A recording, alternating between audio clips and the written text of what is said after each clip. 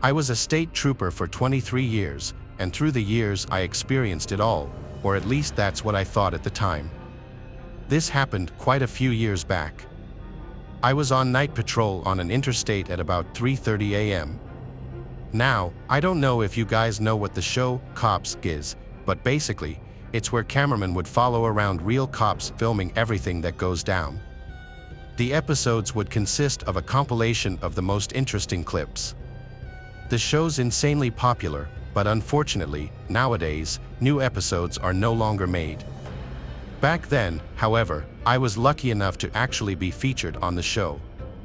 Even though I didn't show up in many episodes, I still thought it was really cool. This night was one of the nights I had a cameraman following me around for the show. I remember his name was Joe, and he was honestly a pretty down-to-earth guy. Anyway, I would usually have my car parked near a bush to hide myself from the view of oncoming speeding cars. But at this hour, I didn't really ever try to hide too much. I remember we were just driving down the interstate. No, I didn't work in the best area. There were a decent amount of abandoned buildings visible from the road. Because of this, I adopted into my nightly routine to enter the parking lots of them as they were hotspots for drug activity. One, in particular, was an abandoned gas station building. The exit from was coming up, so I figured I might as well check it out. Ben started filming, and as we pulled up, we could both clearly see a flashlight moving around in the building. I pulled into the parking lot and put the car in park. At this point, I was almost positive some sort of drug deal was going on inside as I could still see the flashlight moving around. But a part of me hesitated as there were no other cars in the parking lot. I also realized if there was a drug deal going on, there would have been at least 2 flashlights visible from the outside of the building. I figured either way I'd have to investigate. I went over to the cruiser's speaker, yelling out, "Police," and explaining how whoever was inside needed to exit the building immediately. Right as I did this, the flashlight from inside turned off. It was now eerily silent. I decided I'd have no choice but to enter the building and to get whoever was inside to leave. So, I did. I got out of the cruiser and proceeded to walk towards the wide-open front door with Ben and his camera not far behind me. As I approached, I couldn't help but notice a terrible smell. It was as if an animal died in there and had been in there for at least a week. I peeked inside with my flashlight and once again yelled out, "Police." This gas station was small, so any sound could pretty much be heard from anywhere in the building. I stayed quiet for a second, just listening. That's when I swear I could hear what sounded like something being dragged across the floor from the other side of the building. "Who's there?" I got no response.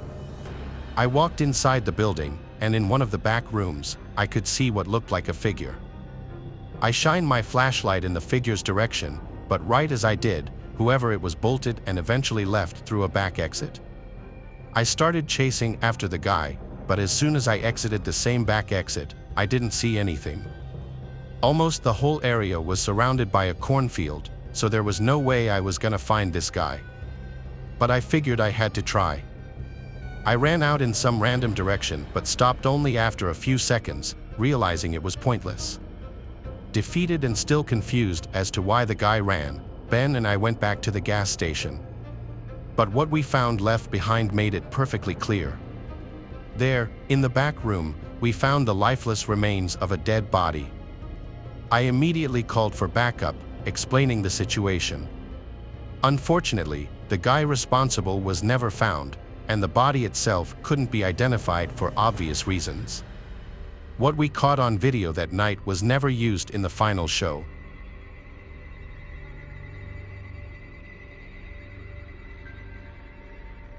This happened in the summer of 2013, back when I was an on-duty police officer. I've been in the police force for several years, and you'd often have to respond to calls you didn't want to.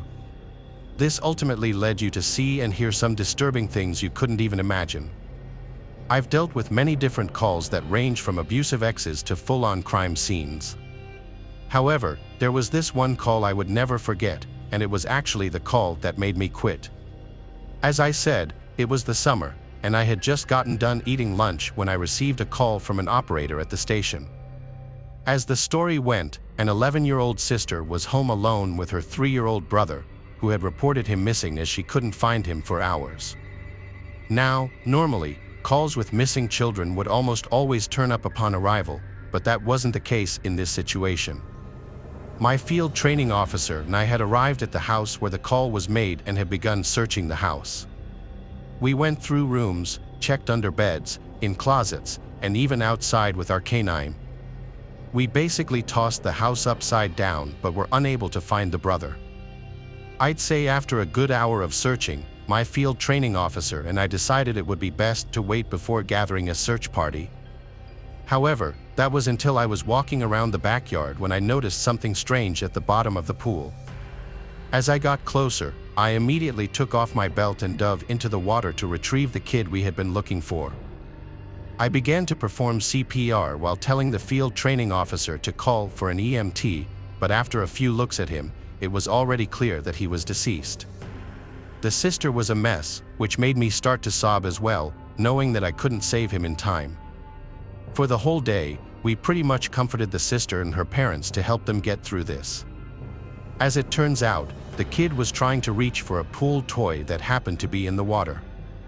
This ultimately resulted in him reaching too far, causing him to fall over into the pool. The crazy part was that he had just started swimming lessons with his parents, which only added to the pain. The following week, I quit my job as a police officer on the spot as I simply couldn't get my mind off of that call. I knew if I were to stay, I'd likely get more calls like that down the road. It was only a matter of time. Calls with kids are the worst, especially if they don't have a happy ending. For God's sake, please don't leave your kids home alone, especially if you know they get easily distracted. I hope you use my story not only as a lesson but also as a message to understand what police officers go through. We all have this perception of police officers arresting the bad guys and protecting our communities. While all of that is partially true, there are also the calls that are never talked about. That call I responded to is definitely one of them.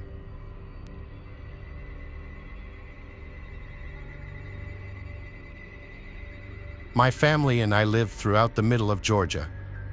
Not many stories come out of this area, and this one I'm about to share makes us glad of that fact. My cousin, who we all called Tony, has been a police officer for 5 years. He went into the force bright-eyed and optimistic, I guess like so many do. It sounds corny, but he genuinely wanted to make a difference and help improve the lives of the people in his community. One day, they got an alert from a house somewhere between Macon and Roberta. To hear Tony tell it, it was a place that people had thought was abandoned for years. It gives you an idea of the state the house was in. Anyway, when they arrived, an older gentleman was sitting on the steps outside the front door with his hands in his pockets. Tony and the other officer approached him and were alarmed to see that the man was crying.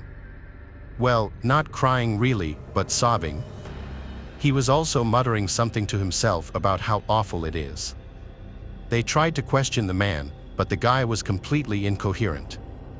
It didn't take but a couple of seconds to figure out that the poor guy was traumatized. As his partner called for another car, Tony drew his gun and decided to enter the house. The smell inside the house was overpoweringly rancid. He told me that the kitchen and living room were a total wreck. It was clear the owners of the house were hoarders.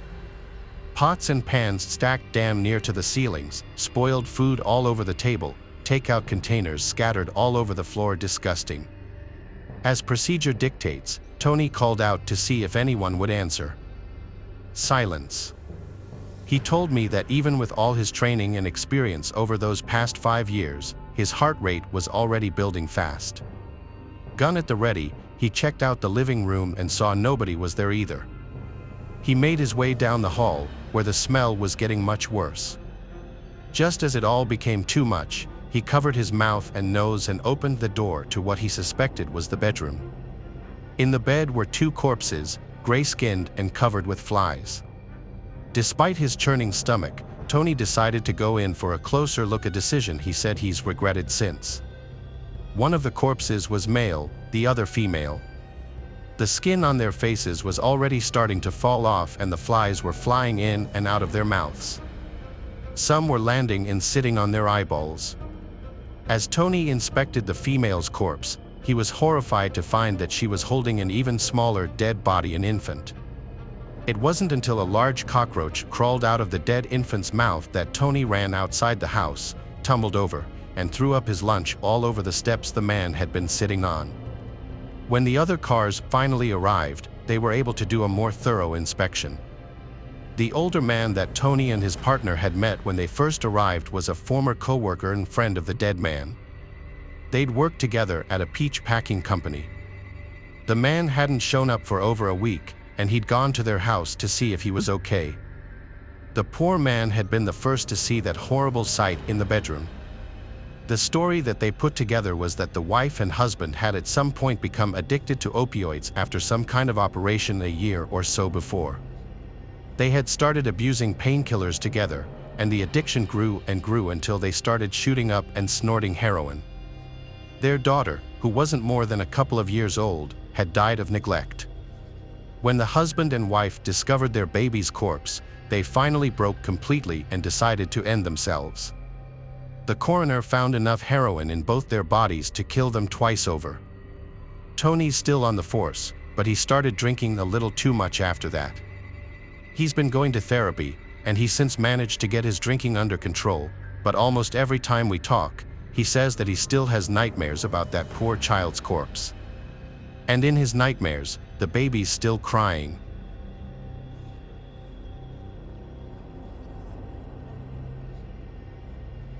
I'm a police officer in South Italy. I've been doing this since I was 22. For the most part, it's not as exciting as it's cracked up to be. Not a whole lot happens in my county. Usually, the worst calls are disturbance calls or an occasional shoplifting, with something a little more serious sprinkled in there once in a blue moon. I've done just about every possible shift there is. I did my time on the night shift, and there were definitely some weirder calls during the night shift than the day shift. But this one time, I was working the night shift, and I didn't get any calls. I was just cruising on a quiet road with no streetlights and woods on both sides. I saw the reflection of taillights suddenly approaching on the right-hand side of the road on the grass. As I got closer, I saw that the driver's side door was open. I started to veer onto the grass as I slowed down, fully planning on getting out to see if the driver needed assistance. I saw someone step out of the car, stand by the door for a second, then start to run into the woods. I radioed the codes for a suspicious person or vehicle, then got out of the car with my flashlight on and my hand on my holster, just in case. In this situation, I had to expect the worst. I got to the front door of the car and looked inside, half expecting to see someone else sitting there, but the car seemed empty. There was a seriously foul odor emanating from inside the car, though. It smelled like a rotting animal. I called out to the woods, asking if anybody's there and needs assistance, and I stepped to the tree line, waving the flashlight around. I went back to the car to take a closer look inside the passenger side. There were multiple bloody tissues and paper towels on the floor on the passenger side, as well as the rear seats. They were soaked in blood. The entire papers were dark red. At some point while looking inside the car, I heard footsteps inside the woods. I spun around with my flashlight and yelled, "Come out of the woods." I didn't see anyone. Someone was hiding in there, and that was confirmed when I heard a deep voice somewhere beyond the trees and shrubs. I had no idea what the voice said. I responded, saying, "Show yourself, are you hurt?" I prepared to unholster my gun as I walked a little closer. I repeated myself, asking, "Are you hurt?" No response. The voice I heard before didn't sound like a person in pain, bleeding out. Additionally, why would they run into the woods upon seeing a police car? Something was way off. I went back to the car and requested assistance. I noticed, as I investigated the car further, that it had no plates. When I went back inside the rear, I found something that made me almost puke from shock. There was something heavy wrapped in bloodied paper towel. I unwrapped it with my gloves on to find a severed hand. It took me a hot second to realize what it was because it was completely dark red, soaked in blood. Now, this situation went from a 5 to a 10. I radioed that there was a possible murder and needed backup. I now put my cruiser's lights on to help other officers more easily identify my location. When backup arrived, we did a thorough search of the woods, looking for possible blood trails. Nothing, though. There were not even any blood trails leading from the car, which meant that the hand and blood on the tissues I found may not have been from the person who I saw run into the woods. Eventually, the K9 unit had to come and search for the person. Hours upon hours went into the search, well past dawn, turning up nothing. The vehicle was taken into custody. It had been reported stolen by a resident of a nearby town, who said he had no idea who could have stolen his car. Fingerprints had been collected from the steering wheel, and DNA testing had been done on the hand. There was not a single match to anybody in the database. To this day, there was never any progress in finding out who the driver of that car was and whose severed hand that was.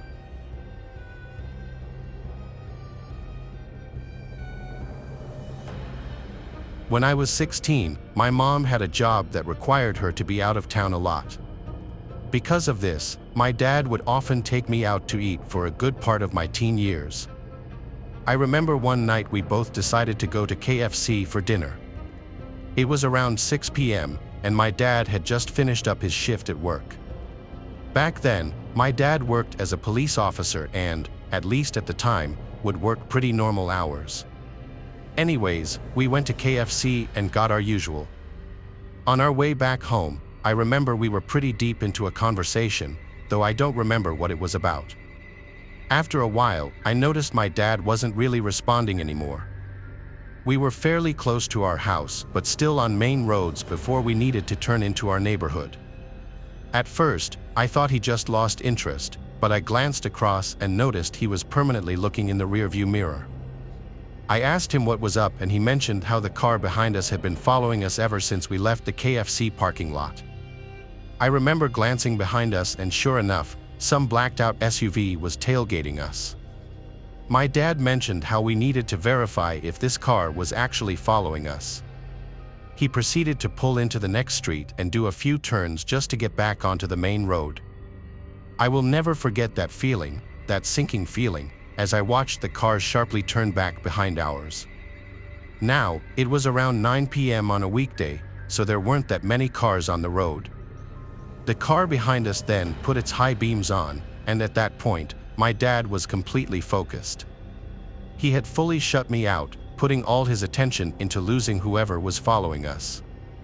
A few minutes of this went by when he told me to grab his phone from his pocket, call someone in his contacts, and put it on speaker.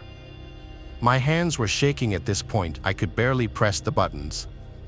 I remember a cheerful voice answered, but before the guy could say anything else, my dad quickly summarized the situation. There was a pause, and I could hear voices speaking in the background along with radio beeping sounds. My dad was yelling at me to keep naming the streets we were on to the guy on the phone, as at that point my dad was still randomly turning down different streets trying to lose the car behind us. Okay, turn into the Tesco car park. It's coming up on your left. We've got 3 response vehicles coming in from the other direction, the guy on the phone said. My dad responded, and, as we swung into the near-empty car park with the car behind us still in close pursuit, blue and red lights quickly surrounded us in what felt like all directions. The sound of sirens was deafening. My dad bolted out of the car and ran in some direction. After a few minutes of shouting, the driver's side door swung open. My dad got in and calmly started driving away. As we turned around in the car park back towards the entrance, I could see the police surrounding the vehicle that had been following us, and 3 men in what looked like their late 20s were handcuffed, leaning over the car. On our way home, my dad told me everything. He explained that he was on a drugs team that dealt with the interception of large shipments of drugs that were being transferred across the country, something I hadn't known until that point. He continued by saying people would lose a lot of money when they were caught, and some didn't like that, which sometimes resulted in specific officers being targeted. My dad would quit his job as a police officer a few years later, though he admits this was by far his most disturbing experience, especially considering I was along to witness it.